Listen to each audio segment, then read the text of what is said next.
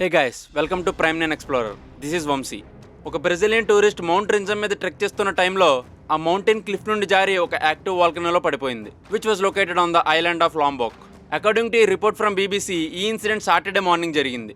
తనని రెస్క్యూ చేయడానికి rescue teams వచ్చినప్పటికీ అక్కడ ఉన్న వెదర్ కండిషన్స్ అండ్ ఫాగ్ ఆ రెస్క్యూ టీమ్స్కి పెద్ద థ్రెట్లా మారాయి. ఈ ఇన్సిడెంట్ గురించి ఈ వీడియోలో కంప్లీట్గా డిస్కస్ చేద్దాం. దానికంటే ముందు మీరు ఈ వీడియోకి ఒక లైక్ చేసి ఇలాంటి మోర్ అప్డేట్స్ కోసం ప్రైమ్ నైన్ ఛానల్ని ఇప్పుడే సబ్స్క్రైబ్ చేసుకోండి. ఇంకా డీటెయిల్స్లోకి వెళ్తే, ఈమె పేరు Julia Marins and she was 26 years old. ఈ అమ్మాయి ఒక ట్రావెలర్ అండ్ దీనికి ఒక టీం కూడా ఉంది. వీళ్ళంతా ప్రొఫెషనల్ మౌంటైన్ హైకర్స్. వీళ్ళకి తెలిసిన మౌంటైన్స్ని, యాక్టివ్ వాల్కనీస్ని విజిట్ చేసి స్టడీ చేస్తుంటారు. అలా విజిట్ చేస్తూ ఉండగా వీళ్ళు లాంబాక్ ఐలాండ్లో ఉన్న మౌంట్ రింజానీని విజిట్ చేశారు. అలా తిరుగుతూ ఉండగా వీళ్ళు ఇండోనేషియాలోని లాంబాక్ ఐలాండ్లో ఉన్న మౌంట్ రింజానీ పైన ట్రెక్ చేయడం స్టార్ట్ చేశారు, which has an active volcano on it. Evening టైంలో అరౌండ్ 5 to 6 మధ్యలో ఇలా మౌంటైన్ ట్రెక్ చేయడం స్టార్ట్ చేశారు.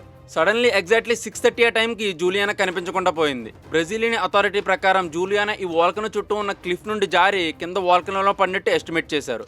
ఈ విషయం తెలుసుకున్న వెంటనే ఇమీడియట్గా రెస్క్యూ టీమ్స్ రంగంలోకి దిగాయి.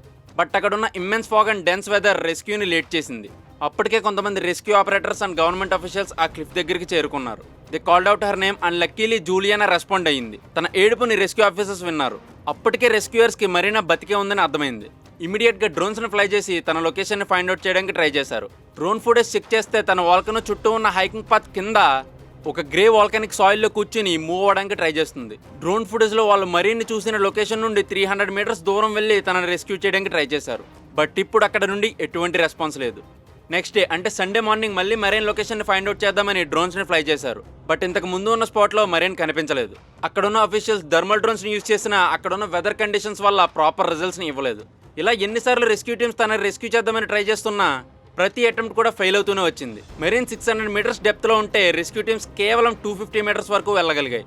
మెరీన్తో పాటు వెళ్ళిన హైకింగ్ టీం అక్కడ వెదర్ కండిషన్ చాలా కూల్గా ఉందని అండ్ రెస్క్యూ చేయడానికి చాలా టఫ్గా ఉందని చెప్పారు. వీటితో పాటు సాయిల్ కూడా స్లిప్పరీగా ఉండడం వల్ల మెరీనాని రెస్క్యూ టీమ్స్ రెస్క్యూ చేయడం చాలా కష్టమైందని చెప్పారు. ఇదే కాదు, పుడ్యమోటోకో అనే ఒక సీనియర్ ఫారెస్ట్రీ మినిస్టర్ ప్రకారం ఆ క్లిఫ్ హైట్ 3700 meters అండ్ అది ఇంతకుముందే ఎంతో మంది ప్రాణాలను తీసుకుందంట. 2022లో ఒక Portuguese man and Malaysian hiker etcetera.